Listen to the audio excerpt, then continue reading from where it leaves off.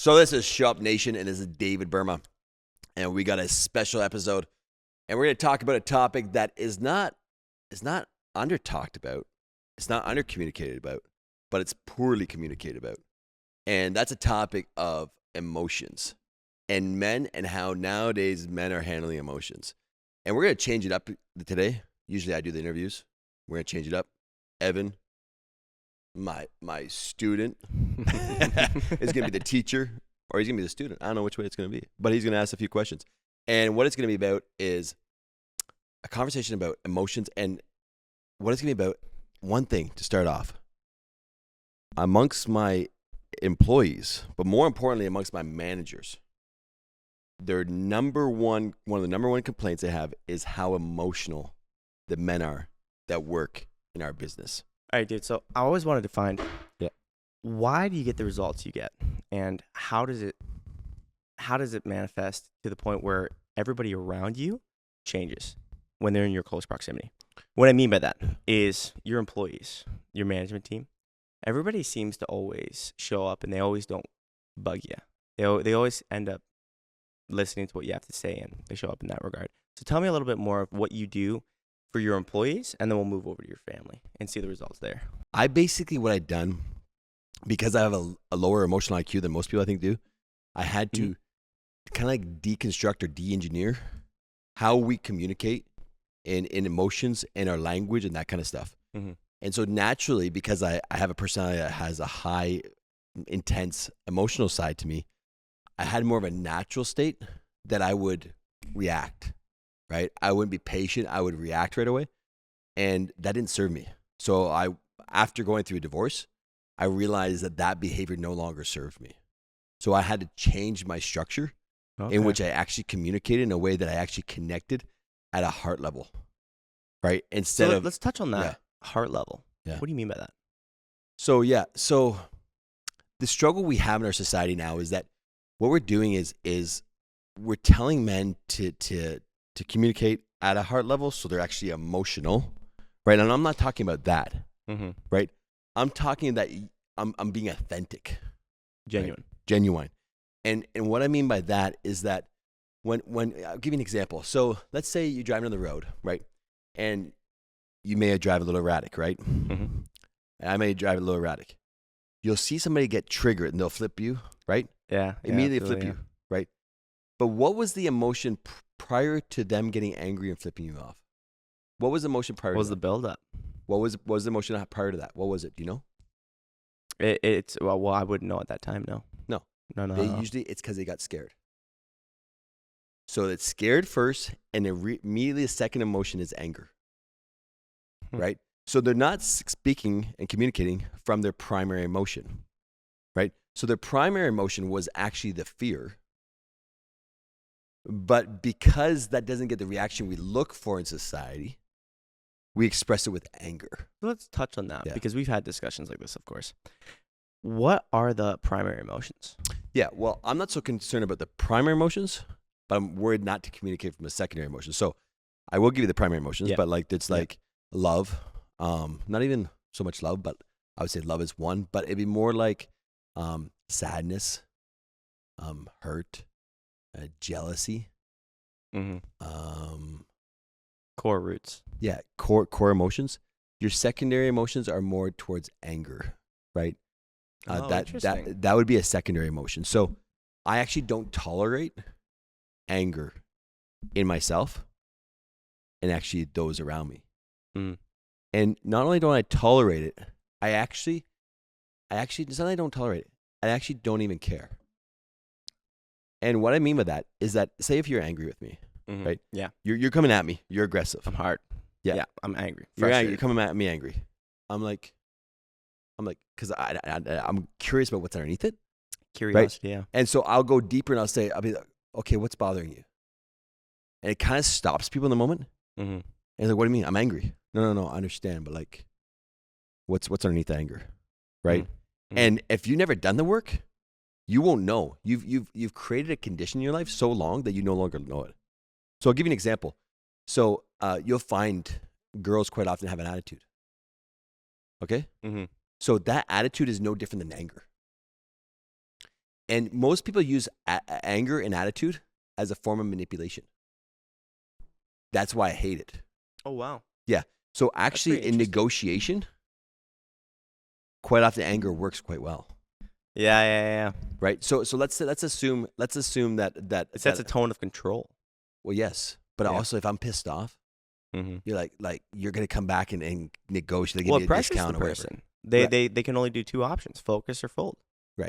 Right. Yeah, absolutely. Right. And so my anger escalates the situation to speed up the process, basically. And I got a question for you. Yeah. Do you think that in our society today, Yeah. one of the primary emotions out there is anger?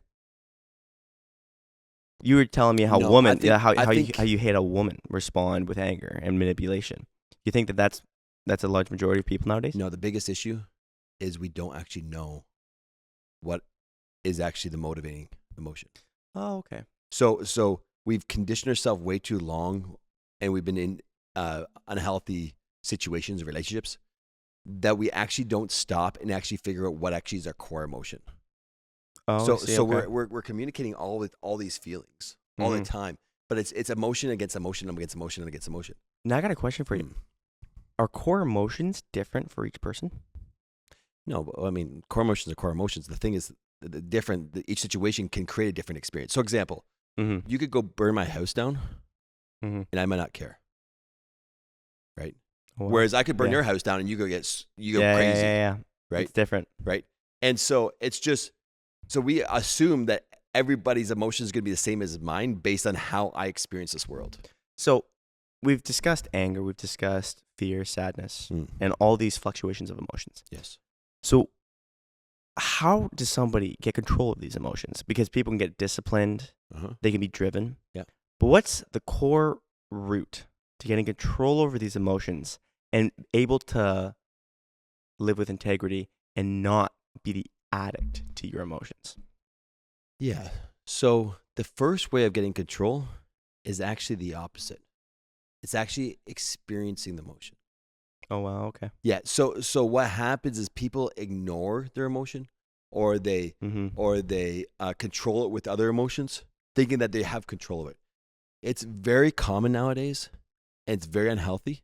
But it's very common that women that are told to be masculine and independent, they have masked their emotions so long that they no longer live congruent. So this was a habit and behavior mostly amongst men in the past.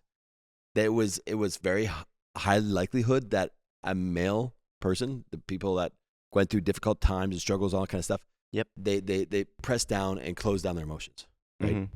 And they get PTSD and all these other things because Yeah. Men don't talk about their emotions. right, Yeah, because they hide them. we shut it down, we don't communicate and all that kind of stuff. Absolutely. And so what the struggle is now is that we have men that are told to be emotional, okay? A large proportion. Like express yourself, be emotional, communicate, all that kind of stuff. So we have all these men that have been told to do this, and then we have all these women that are actually shut down emotionally, right? And so it's a very, very, very toxic environment. So I don't actually believe, for example, that on the men's side, communicating with your emotions is good or bad.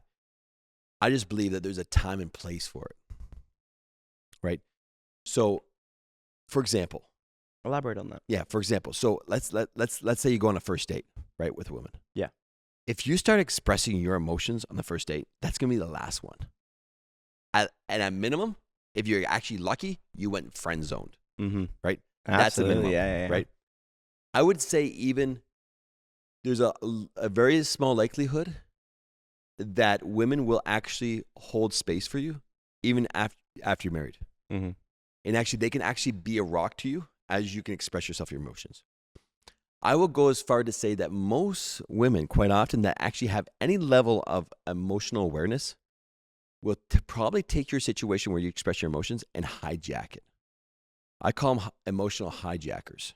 Oh, wow. So these are women that you'll express me your emotion, right? You'll tell me something sad, right? You'll come, hey, this really difficult came across me and all this kind of stuff. And she'll say immediately, because she doesn't know how to deal with it, she's like, oh, yeah. And you know what? It's true. That's what happened to him. And then that's what else happened. And you know what? and then this, and then but this happened to me also, and this experience happened to me. And then she takes that beautiful moment where he was actually expressing his He's feelings. vulnerable. He's Yeah. being vulnerable to Mhm. you, and you just hijacked it. Wow. How many more times do you think he's going to express himself, open up to you, when he knows that you're going to hijack it? Because you know what the truth is? You don't know how to hold space for his feelings. Oh, wow. Yeah. And many women do not know how to hold space for the man. Now, is it because they don't know how to hold space for their own feelings? They're likely unaware, totally of their own feelings and their own emotions. And so when I talk about being aware and being able to communicate at a heart level, Mm-hmm. this looks something like this. So I'm friends with you, right? I'm going through a rough time, right? Yep. This is why men need men friends, Yeah, male yeah. friends. This is why men need male friends, because I'm going to through a tough time. My wife doesn't understand it. She might not get it. She might not even be able to hold space for me. She might not be able to handle it. Mm-hmm. So I call you up. Hey, Evan, this is what's going on, right? I have this girlfriend. I have my wife, my girlfriend, this, all these kind of things are happening. I'm stressed out. I was going on. You're either going to, if you and I understand each other, we know how to hold space for each other. Yeah. You're probably going to say either one or two things. One, you may listen to me. Maybe you say, I understand. Or maybe you're telling me you're a little biatch. Yep. And you grab your balls. Yep. And put them back together. Show up. And show up, right? Or maybe you do both. Mm-hmm. Right? But understand me better than likely she understands me at this point in time. Now, is it supposed to get to the point where she understands you at that point in time? Yes, of course. Some of the best marriages will be ones that they hold space for you and is non-judgmental. Mm-hmm. Those are amazing. Very few and far wow. between. Yeah. But there's a moment in space where you get in a relationship with your wife, with your girlfriend, where she can hold space for you. She can be there for you. And then when she can do that, typically she will be non-judgmental. But that's a very, very mature woman. All right, so let's have an example of somebody who's living in his emotions, which is most men. They live Yeah. in their emotions. They don't have control. And most women, Yeah. right? So let's give an example here. Let's say there's a guy and he's in a relationship with a girlfriend, and she's got him by the balls. Yep. He doesn't run the relationship at all. Yep. And he's unaware of it. Mhm. That's most of my friends. Yep. They're not aware of it. Yep. So tell me, how can you mentor or help a friend like that out of a situation where they are not aware at all to the colors that you are so apparent to seeing?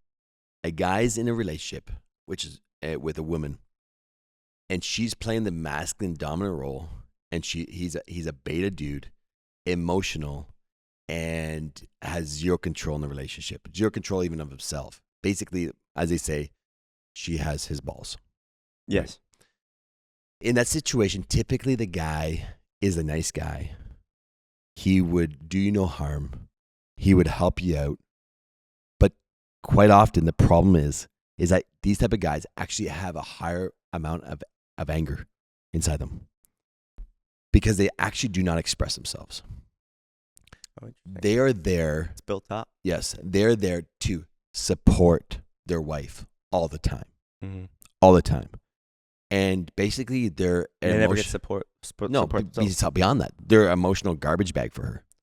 Oh, wow, yeah. So she is more crazy and more emotional than she'd ever be around a masculine dude, right? Because he actually doesn't give wholehearted support.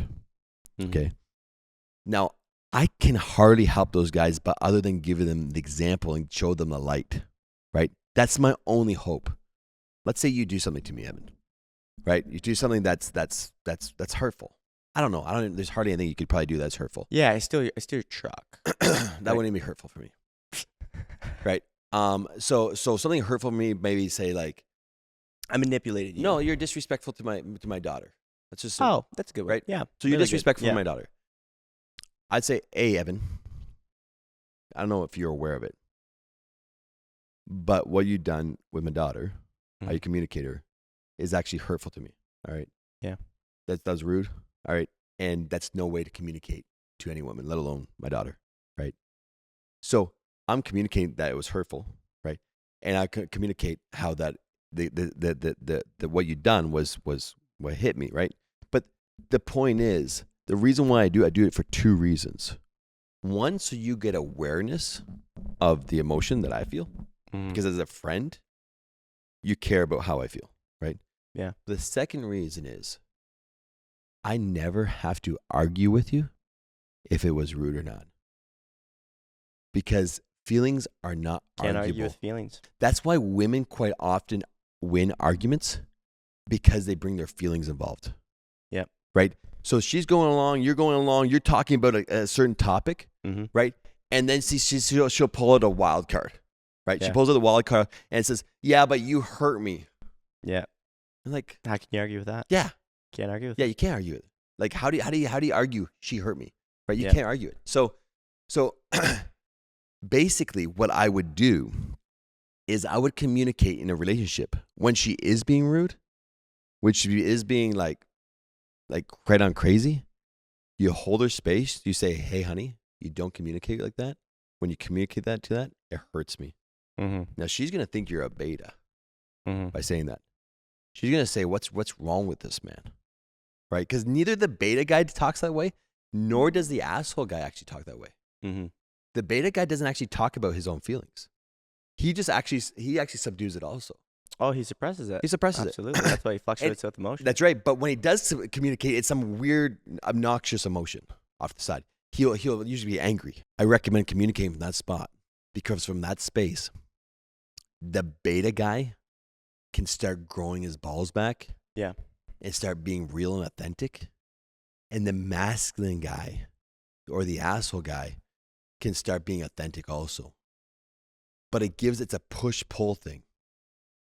It's a sense that, A, I'm going to be vulnerable here, but you're also not going to talk to me that way. Yeah. Right.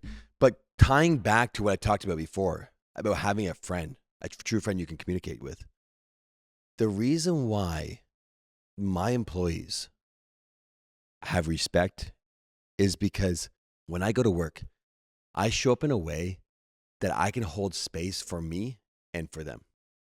Now, elaborate more on that. yeah. What do you mean? So I'll give you an example.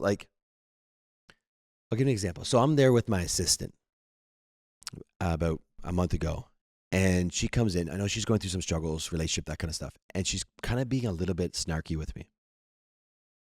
And every time she says something, every other time she's being a little snarky. So I wait till she's not being snarky. And I look over at her and I said, "Do you need a hug?" And I don't need to address it directly. Right? It's kind of like subconscious. And it's touching her subconscious also. So she's like, no, I'm good. I'm like, oh, okay. It just felt like you might need a hug. And we moved on. But it was the option, because you would have actually hugged her. Yeah, sure. But the point isn't even Yeah. that. The point is that I was talking to her heart. I was talking to her subconscious. And she realized that I was there. I cared. You were present. I was present. I recognized that she was in pain. And it was like that willingness to recognize that part allowed her also to move on. So when we can recognize each other's pain, each other's hurt, each other's jealousy, Yep. it actually is like doing a huge service to the other person's growth. And this is the biggest hurt, I think, in our society, is we're actually not doing that enough. We're not doing enough of this to actually allow the other person to grow. That's a good point. Right? Yeah, it's really good. And so because we don't do that, we just communicate in emotions back and forth all day long. Yeah, we leave space for ourselves, but we don't leave space for them. I don't even say we do leave space for ourselves. No, well, that's actually a good point too. Yeah. Is a lot of people aren't self-aware of their own emotions. That's right. Like we talked about. That's right. So I think that a lot of people are oblivious to their emotions, let alone somebody else's. Yes. And that's why most relationships, as we were talking about earlier today, is a lot of men's relationships is in their head. Right. And like we talk about, if you're in your head, you're dead. That's right. And from that, the emotions aren't expressed. Yeah. The heart connection's not there. So what men quite often do, and I'd say women do this now too more than ever, is we build our relationships and our friendships based on the level of connectivity we have through common viewpoints on life. Mm-hmm. And so when we have a common viewpoint on life, we then say, oh, they're a good friend. But true masculinity and true femininity, as far as I believe, isn't that we have a common viewpoint, rather than we actually hold space for each other. And our personalities mesh. Our personalities align. Mm-hmm. Not that we hold total common viewpoints. Yeah, we don't agree on everything. No. at No, all. actually, on the contrary, real masculine men Yeah. should actually not agree on everything, I would suggest, but have a awareness and an openness of direct communication where they can have fun, they roast each other a bit. It's genuine. Yes, and they also can talk from A to Z on every topic. Yep. And also be able to communicate when they're having a tough day, when they struggle. There's times you called me up, right? And you're going through some struggles, 100%. right? Tell me about those times. Like, I don't want to know the details. What I want to know is where were you emotionally in that moment? Yeah, state of mind.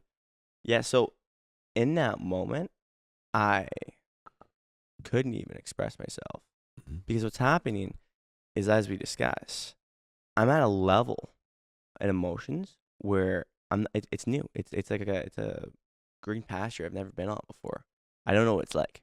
So for me, expressing those emotions, I don't know how to do it. But what were you feeling? I'm vulnerable, very what vulnerable. What were you feeling in that moment? Scared, vulnerable,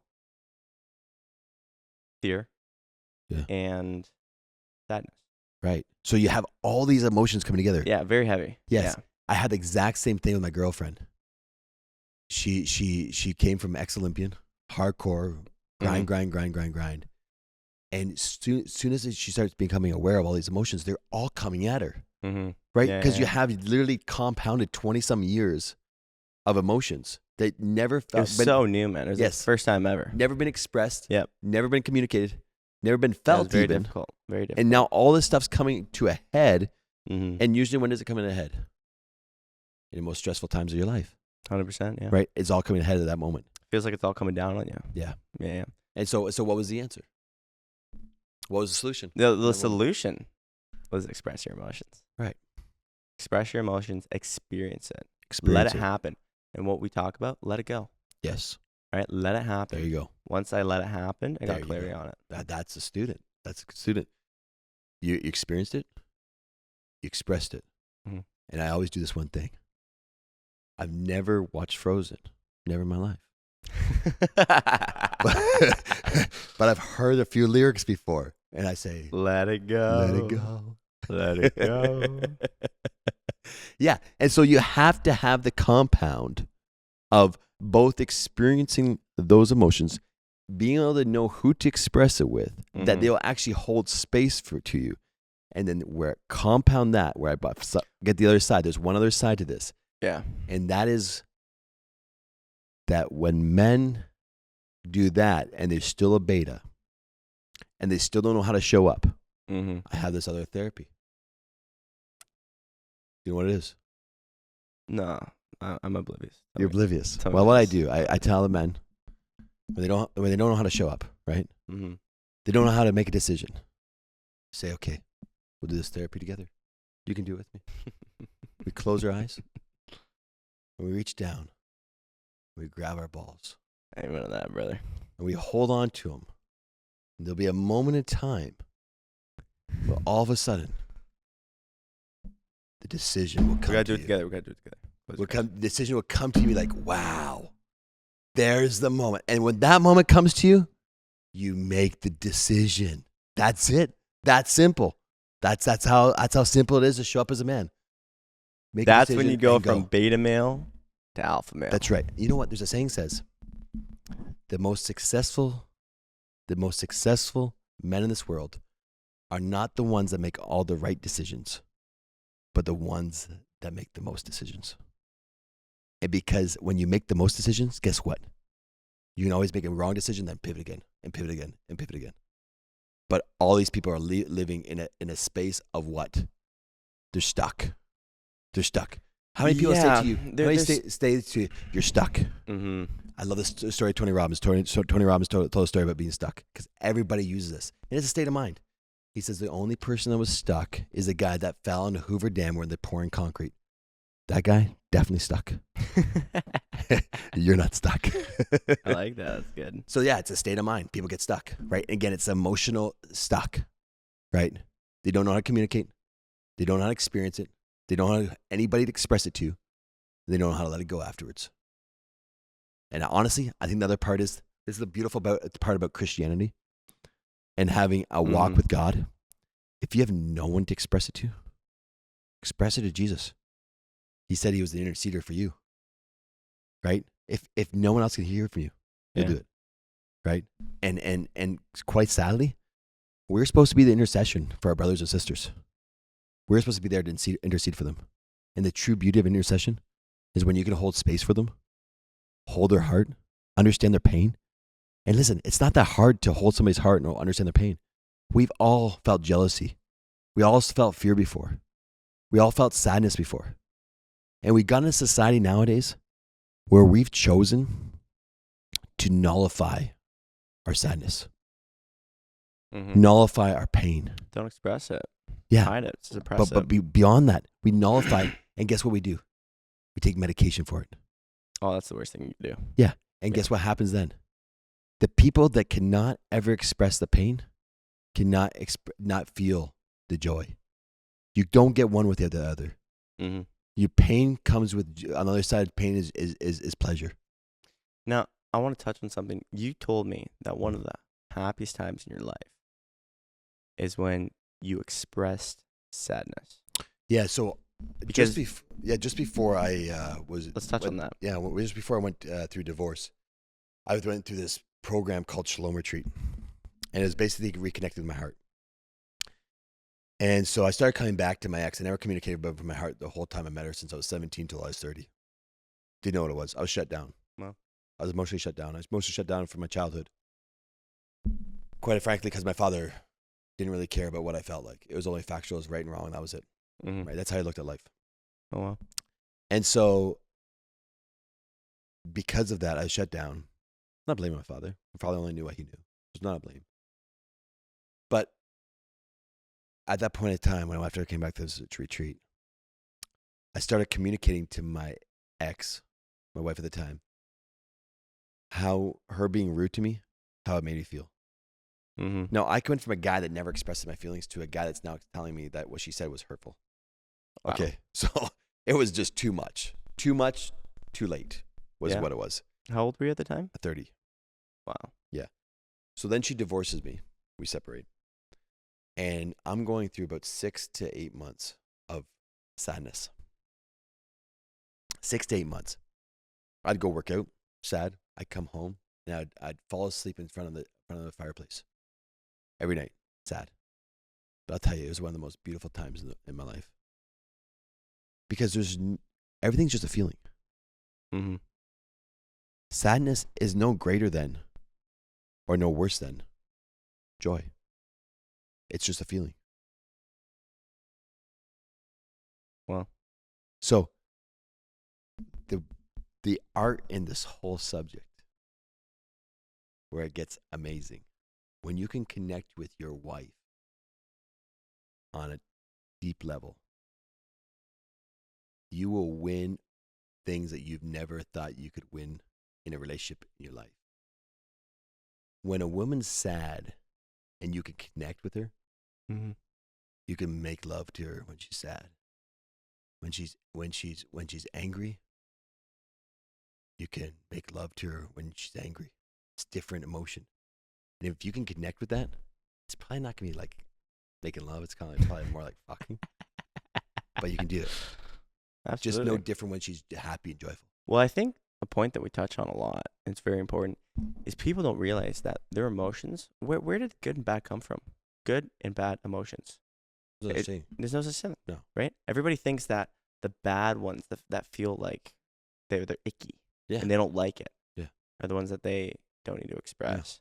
When they're the ones that need to be expressed just like all the others. Yeah, well, not only that, it's because our society has claimed That's a very good point, yeah. that they're wrong, true, that they're true. bad. There's no such thing as bad emotions. They're just an No, there's emotion, not. Not at all. right? What dictates that? Yeah, It's only Bible when it's sure is. it's only bad if you're not expressing your true emotion. I had a rule with my daughter. Yeah, if you're fake. Yeah, I had a rule with my daughter when she had attitude. I had a rule. She had a few options. She either communicated with about it, she wrote down a piece of paper, or she stood in the corner until she was willing to either move on or express it. Because what happens in life is that people with attitudes and anger, they manipulate the whole environment. You'll watch it. The reason why, especially in our company, we don't accept anybody with bad attitude. You get fired for having bad attitude because it pollutes the whole system. It's a poison. It's a poison, right? And same thing in a relationship. Everybody says happy wife, happy life. It's a lie. It's not a lie because it's not good to have a happy wife. But who wants a grumpy husband? No one. No one. Right? So because it's just attitude, right? So this lack of awareness on a level of emotions is honestly one of the most painful foundational error in our society. Well, it's really interesting. Once I applied that in my life, is once I listened to people and I really listened to them. Paid attention. And I paid attention. Yeah. And I wasn't just listening to myself. I listened to them. Yeah. I realized it was a call for help. Yeah. There you go. That's exactly what it is. Yes. In all areas, men yelling at you, women Yes. crying at you. Doesn't matter. Yeah. It's a cry for help. Yeah. Women look for three things: Mm-hmm. attention, understanding, and presence. And when you can give those things to the woman, which meets their understanding of their emotions, when you can give them attention, understanding, and presence, what happens is that they don't even care about the argument anymore. They just appreciate that you're listening and paying attention to them. Yeah. Right? And very few men do a very, very, very poor job. Very few men do a very good job of this. And it's because it's not easy to do. But once you learn the skill and the importance to it, you got to understand this is like oxygen for a woman. And when you can hit that, man, like, honestly, you won the battle. 100%. Now, I think it's interesting because most men, beta males, or actually, you know what? I'm going to set this in a different direction. The guys that get friend zoned, I believe they'll give attention, they'll give understanding, they'll give presence, but not all at the same time. And not only that, but they don't meet a woman's needs. Is at the end of it all. They also get run over. And that's why that's why women get the ick feeling on them. Because they get run over. Because we call it a bitch test. Yeah, 100%. Is whether they know it or not, whether it's conscious or subconscious, women, no matter what, I don't care if she's submissive, I don't care if she's feminine, she will bitch test you. 100%. And it's natural. Yes. It just happens. She doesn't even know she's doing it. Yes. And from that, you have to know how to show up and know how to address it. Well, right. And you better do it out of authenticity. Because authentic. Yeah. the reason why women naturally bitch test, and it's in their DNA, is because they want to know if you will not only show up on them, like they'll call them out on their crap, but they'll also show up in this world. Are you going to get ran over as a dude? Is your politicians going to run over you? Is your boss going to run over you? So many times women get attracted to their boss because he's the only guy that they know in their life that doesn't get walked all over. As you had mentioned, what was it like expressing your emotions in those areas?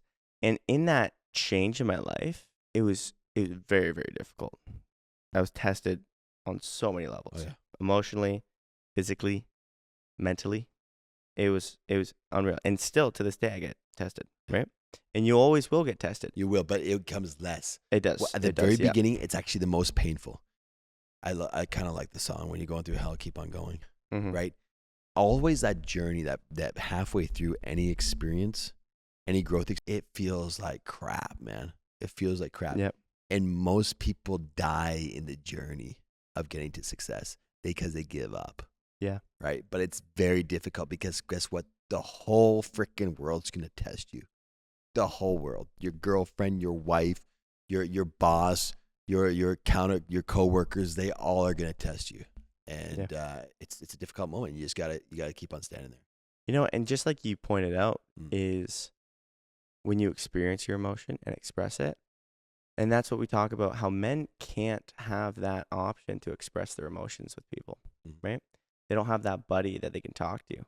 And once you get that and you actually work on your own self, to be emotionally aware and apparent to others around you, you then can be that person for them, That's right. right? You can sharpen them and you 100%. can build those groups. Like I was telling Hayden about this, is everybody in your environment has a little bit of your mentality, 100% they do.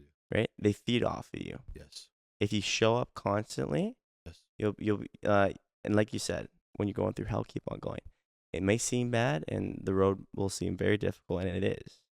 You keep on going and you'll bear fruit through your actions. Yeah. Yeah.